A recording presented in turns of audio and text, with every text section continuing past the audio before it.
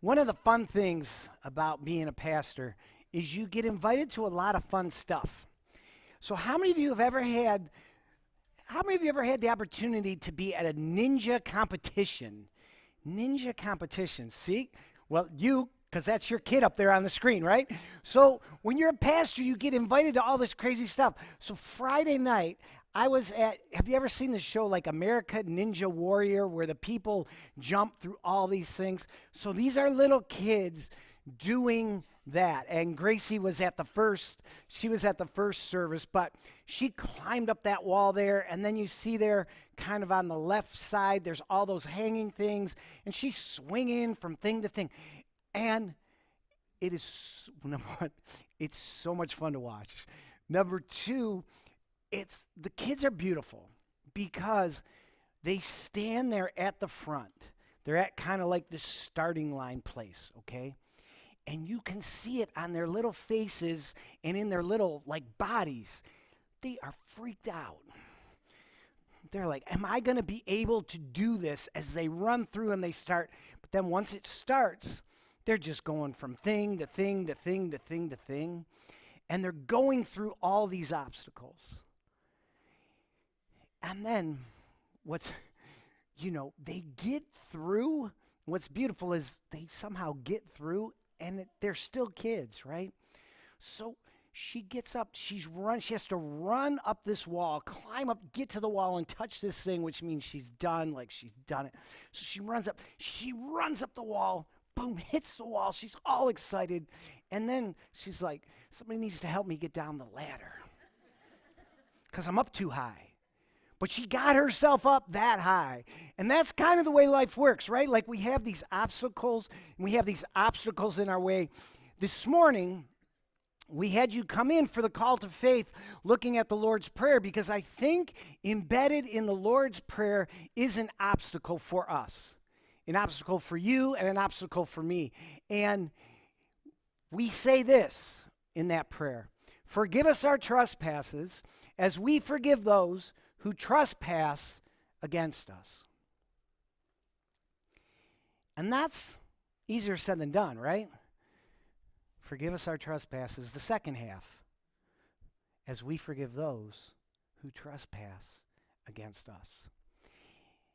And when we get to the end of the prayer, Jesus gives us this commentary on the prayer. For if you forgive other people when they sin against you, your heavenly Father will also forgive you.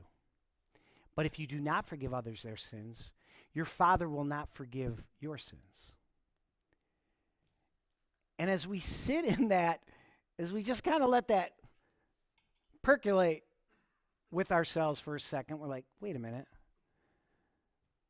What are we talking about here? Are we talking about there's conditions on God's grace? And so what I'd rather do is this. Let's let that tension kind of guide us over the next few weeks. This tension of that in order for us to fully experience God's love, in some sense, we have to walk in God's ways. So as Jesus forgives, he calls us to that same journey of forgiveness. And so as we enter into this journey of forgiveness, I want to start at the end of the message. We always end the message, we end the message with a song, but before we either take communion at the end or we sing at the end, we always have this call to faith, this place where we reflect on, okay, what are we going to do with what we've just heard? And so today's call to faith is this, and I want you to focus on this and think about this right now. Who do you need to begin the journey of forgiveness with now? Now notice the first person in the list is it yourself? And the reason why that's the first one is sometimes the most difficult person to forgive is the person that you stare at when you brush your teeth. And when you're forgiving yourself, you're going through those same steps you go through when you forgive somebody else. How do we forgive ourselves for our imperfections, for our mistakes? How do we forgive ourselves for I knew better and yet I did? Right? How do we do that? Do you need to forgive someone else? Maybe it's someone who's close to you and hurt you. Maybe it's someone from your past. Maybe it's even someone who has passed away, but yet their voice or their actions still take up a lot of space in your mind. And then this last one is important too, because sometimes we need to forgive not an individual, but a group of people. Maybe it's the company that treated you wrongly. Maybe it's the church that treated you wrongly. Maybe it's this church. So sometimes we need to forgive groups of people, right? Or a group of people. And what does that journey of forgiveness look like? And how do we enter into that journey of forgiveness? So, we are going to, over the next 3 weeks, dive into this journey of forgiveness. And let me say this right at the front, okay? You know, in our culture today, you know, people aren't at church every week, and I don't say that to shame anybody. It's just the reality, okay? It's cool. We go other places, but one of the ways we try to keep people connected is through the messages online, right? So I got to say this one, okay? You got to hear me on this. Please, you're here today, okay? So now you're in. If you can't make it to all 3, I want you to listen to all 3, because in some sense, it's pastoral malpractice to just give you today's message without giving you the next 2. All right? So I want you to stick with it, okay? So let's start the journey. Forgiveness, says somebody, they're anonymous, we don't know who said it. Forgiveness is not what we do after the pain is gone, but rather the first step leading us away from the pain. Forgiveness is not what we do after the pain is gone, but rather the first step leading us away from the pain. One group of people who taught us how to take the first step away from the pain guided us and led us, it's over 12 years ago now. In October of 2006, there was a tragedy in our country, and it's a tragedy that's all too familiar in our country. There was, in October 2nd of 2006, there was a school shooting. And all the pain and the horrendousness that goes along with that. But this one, I mean, they're all horrendous. This one is different in some ways. This one, a gunman walked into a one-room Amish schoolhouse. And the other thing about it was, you know, Amish communities are small. And so this person who carried out this act only lived a mile from that schoolhouse and was known in the community. He had grown up in that community. He was a part of that community. He drove the milk truck, you know, those milk tankers. He drove that from Amish farm to Amish farm so that he could collect the milk from the Amish farmers. He grew up in that community. His parents grew up in that community. And he's a little different than some of the others, right? Right? When you look at these things, we always try, you know, what's the common denominator? What's the, you know, what led him to it? Evil. The answer is always evil. And the common denominator is they led into evil. But he's different in that this wasn't a loner. This was a family man who had 3 kids of his own, who he wrote letters to before he did this. His wife grew up in that community. Her parents grew up in that community. And on October 2nd, 2006, what happened in that little tiny Amish town was the media descended. The helicopters, the news trucks, the reporters, there's people everywhere. And on the night of the shooting, the wife of the shooter, who is distraught, she's a Christian woman. She grew up in a Christian home. Her husband, who carried it out, grew up in a Christian home, was homeschooled. So she's in a horrendous place. She's at her parents' house because she was afraid to go home. And her parents see walking up the driveway a few Amish men. They're walking up their driveway. And the dad and the wife is like, I don't know what to do. I don't know what to say to those people. And the dad, protecting his daughter, says, I'll go out and I'll talk to him. And he walks out and he meets these Amish men in the driveway, and they put their hands on him, and with tears in their eyes, they say, we do not hold this against you. We forgive you. We don't want this to come between us. And another guy walked over to the perpetrator's parents' house. And he walked up their driveway, and he told them the same thing. We forgive you. We don't hold this against you. There's a couple of books about this tragedy, and I'm going to, over the next 3 weeks, I'm going to be using both of them. But if you want to dive into a book on forgiveness, this is the best. This one is written by the mother of the shooter, and she talks about her experience of how she was forgiven by that community and how she walked through forgiveness for herself.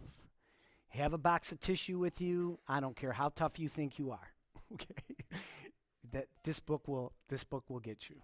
All right, and I'm going to be using it over the next 3 weeks. So if you want, feel free to get it, or just, like I say, keep coming, because I feel like it's pastoral malpractice to only give you part of this message. Right, so it's three weeks. But she talks about this, and the stuff she talks about, it wasn't just that first night. You could forgive, right? You could forgive the Amish if they okay, we did what we had to do. We talked to those people. Let's never see them again. That is not what happened. They stuck with these people. All the families stuck together. And so they had funerals for the poor children who were killed. And the family of the perpetrator said, okay, we have to wait till all those funerals are done, and then we'll do something really small. It'll be invitation only, and we're going to do, we'll do a very small service, and then we'll do a burial, okay? And one of the perpetrator's brothers, I'm not going. I cannot go. You want me to go to my brother's funeral after he did that? I'm not, the boy had moved to New York. This was in Pennsylvania. He was like, I'm not driving home. I'm not doing it. And the mother, the woman who writes the book, she's lost a son, but she's lost him in this horrific way where she can't understand what he, right? It's just, she's a mess, and she wants her other son there. So there's an Amish guy at her house, and he's consoling her, and he says, what can I do? And the mom says, pray for my son, Zach, because Zach, he doesn't want to come home. He doesn't want to come home for the funeral. And the Amish guy says, would you like me to call him? Let me put aside my, don't do that, but if you need it, I'll do it. And this young man, as you can imagine, he said he had 100 voicemails on his answering machine. And as he listened to them, he heard the accent and the cadence of an Amish man speaking, and that man asking him to come back. That was the one that got him to come back. And then on the day of the funeral, they tried to be hush-hush, but the media's everywhere, and the media's been in that town for the week, right? And so the police, they have their yellow tape and they've got the media all behind it. And the family exits the church to go out to the back to have their burial. And from behind the building, the family didn't know this was about to happen, but it happened. The Amish came and they walked with the family. And as the family got in place, the Amish formed a half a circle around that family. And they stood shoulder to shoulder with their backs to the media so that that family could have privacy and conduct their funeral service peacefully. How do you do that?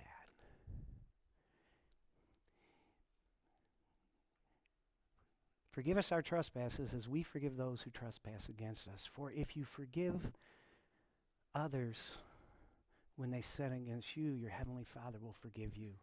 The Amish, in their simplicity, just say, I don't know, we got to do what the word says. We do this because this is who we are. We're Christians, and this is how we're called to live. So the journey of forgiveness is what we're going to talk about today, and it's a journey. It's a journey. I know I'm making this point a lot, which is why I feel like I do not want to just leave you with today's message. I'm going to just leave you with today's message, but there's two more that follow, and you got to put them all together, okay? And the journey of forgiveness starts in a place that we really don't think it starts with, and this might be why we struggle with it. I think there's a lot of reasons why we struggle with forgiveness, but one of the big reasons we struggle with forgiveness is because we don't totally understand it, right? So forgiveness starts with naming the sin. See, forgiveness is not pretending that everything's okay. Forgiveness is not like absolving someone of consequences. The man in this shooting, like a lot of them, took his own life as the police burst through. If he wouldn't have, he would have spent the rest of his life in prison, and that would have been okay, right? It's not saying there's no consequences for your actions. And it's certainly not forgetting. Forgive and forget. That's not even if that's possible, I would say it like this. If you can forget it, then there was probably nothing to forgive. Right? Because if you can forget it, it means it didn't make that big of an impact on your life, and it wasn't that big of a deal to you. So if you can forget it, but forgiveness is when you can't forget it. And you know you can't forget it, and you're hurting. So forgiveness starts with acknowledging that sin has happened, that something wrong has happened, and it's happened to you, and you don't like it. So forgiveness, it means admitting what was done was wrong and should not be repeated. Now, this is the second book. You can get both if you want. This one is, these guys studied the Amish community long before this incident happened. So when the networks needed experts to say, help us understand the Amish community, they called these guys, and then these guys wrote a book about it. And it's also a very good book. But if you want that first-person perspective story, read the one where the mom writes, the mom of the son who perpetrated the act. But notice, forgiveness means admitting what was done was wrong and should not be repeated. So as we name the sin, then we have to start acknowledging what's going on inside of us. And to do that, we're going to look at 4 snippets from the Gospels. And these 4 snippets from the Gospels show us Jesus in his full humanity, being real, being one of us. And in his humanity, he's able to name sin, and he's able to name all the emotions that go along with that. Okay? So the first one, we're going to take one from each of the four Gospels. So one from Matthew, one from Mark, one from Luke, one from John. As we start in Matthew's Gospel, sometimes we like this one from the standpoint of, okay, yes, Jesus is angry, so it's okay if we get angry from time to time. And yes, but watch how he names the sin and how his anger comes right in naming the sin. So this is Jesus now entering the temple. The temple is the place in the ancient world where everybody would come to worship God.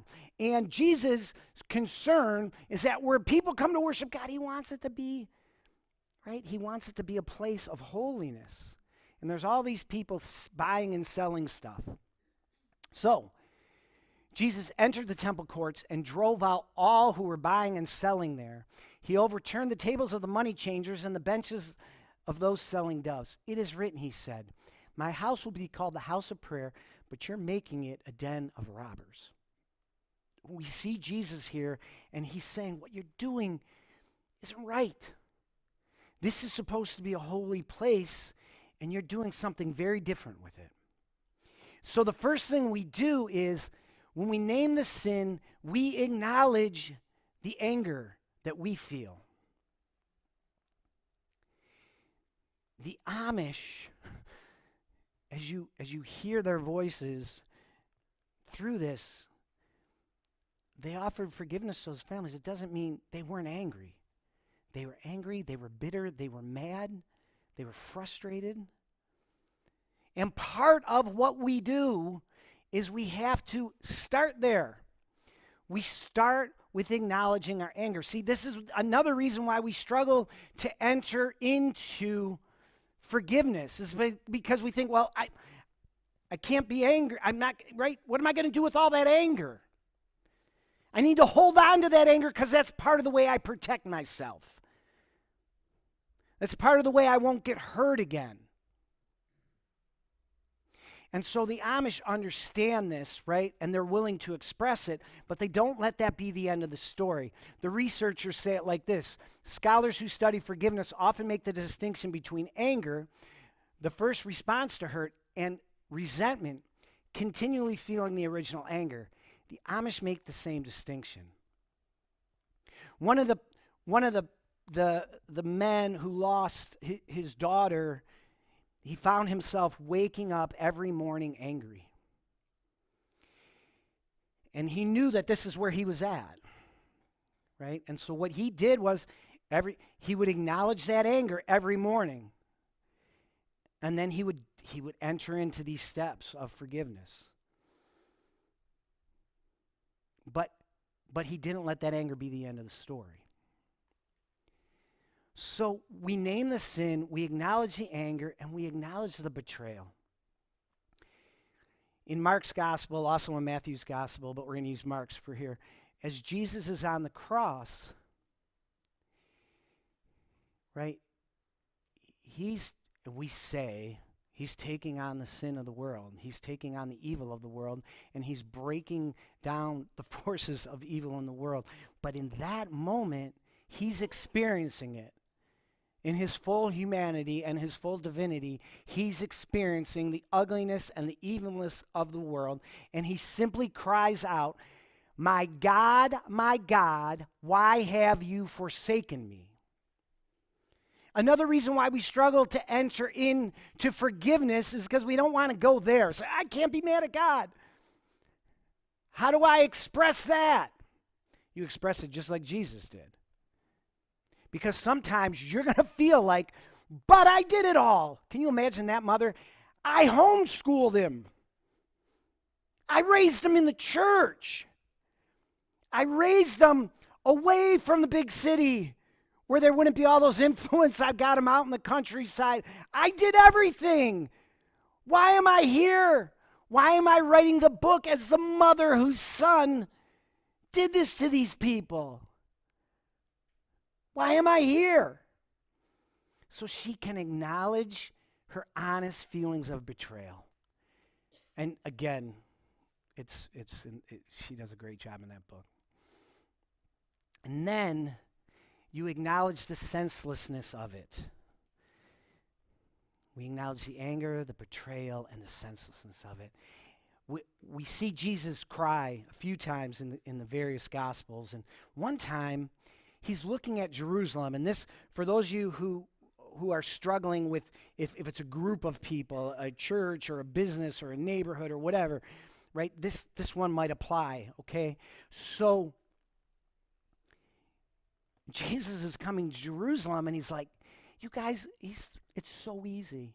You could be at peace, but you keep rejecting the truth. So you're not going to have peace because you keep rejecting the truth. So he says this, as he approached Jerusalem and he saw the city, he wept over it and said, if you, even you, had only known on this day what would bring you peace, but now it is hidden from your eyes.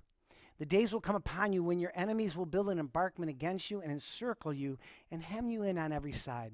They will dash you to the ground, you and the children within your walls. They will not leave one stone on another because you did not recognize the time of God's coming to you.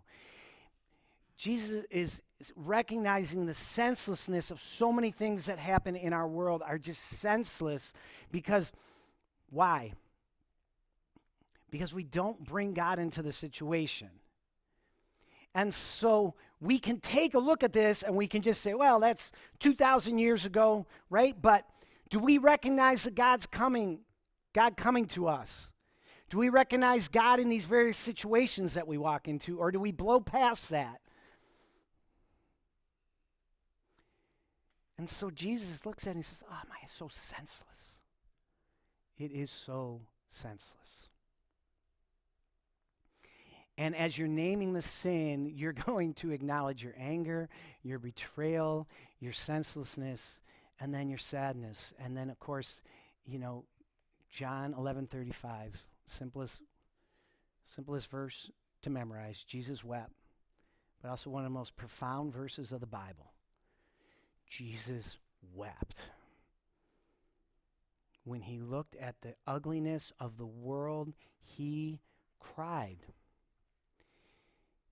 And when we name the sin, we're identifying, we're saying, this is wrong, and I hate this. And we, right, if it's something you can forgive and forget, again, it probably didn't hurt. But if it's something you can never forget and you're feeling called to forgive, now you've got some tears involved. And so part of why we have things like Renewed Hope Counseling Center is because if it's something big, sometimes we need that help, right? And the mom who writes the book had one of the best, probably the best trauma and crisis response counselor in the country, was flown into Pennsylvania to help them walk through this. And this is a woman who'd been flown in, right, to many of these situations. And this is the advice that she got from her grief counselor about dealing with the sadness. You will cry buckets of tears. Right now, your buckets are full to overflowing, and nothing has to happen for those tears to flow. But they will gradually subside. It is not that tears will not continue to come, but in time, those buckets will no longer be full. Over time, as the level of the tears go down, you'll find more resilience in life. But there will always be an inch of tears in the bottom of that bucket. Now listen to this next thing. And that's what will give you a deep capacity for compassion when sharing with others who have faced overwhelming adversity. In other words, God will take even that brokenness and bring some good out of it. So as we look at this, okay, you can't. It's a 3-part message, okay? I only gave you part 1, okay? Please, please, please, you got to follow up. It is rude of me to leave you, right, with just step 1. So please, watch online, do whatever you have to do, okay? But look at that. Name the sin. And sometimes we're just uncomfortable right there, so we don't enter in. We can't say, when we're trying to forgive ourselves, I did this, I was so stupid. What was I thinking? They did this, didn't they realize how they hurt me? What were they thinking? And there's going to be anger that goes along with that. There's going to be betrayal and senselessness and sadness. Now, here's the thing, okay? We started off looking at this, obstacle course and the little kids running around. Can you imagine being those Amish men and your obstacle course was the news media, the cameras, the microphones, literally helicopters overhead. They never see helicopter. I mean, they know what a helicopter is, right? But you knew that not only were you hurting, but somebody else was hurting. And you knew that what you were called to do as a Christian at that moment was to navigate that obstacle course and walk up to that house and extend the love of Jesus Christ. And they were angry, they felt betrayed, they knew it was senseless, and there were tears streaming down their face as they did it. And they did it because they were Christians. And they had the courage of their convictions. So this is only step one, okay?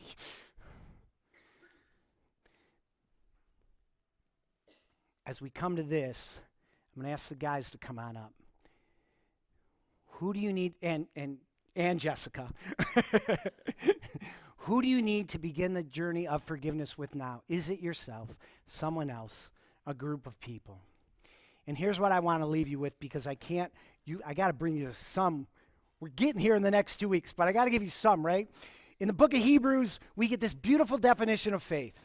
Now, faith is being certain of what we hope for. It is evidence of things not yet seen. When those guys are going through the obstacle course of that day and walking up that driveway, they do not see God's goodness. They don't understand where God is. They don't know. They can't believe it's happened. They can't believe that this moment is their life. Now, faith is being certain of what we hope for. It is evidence of things not yet seen. Their hope, right there, they were seeing only ugliness, evil, but their hope was that evil would not have the last word. And so they went through the obstacle course and they started the journey of forgiveness.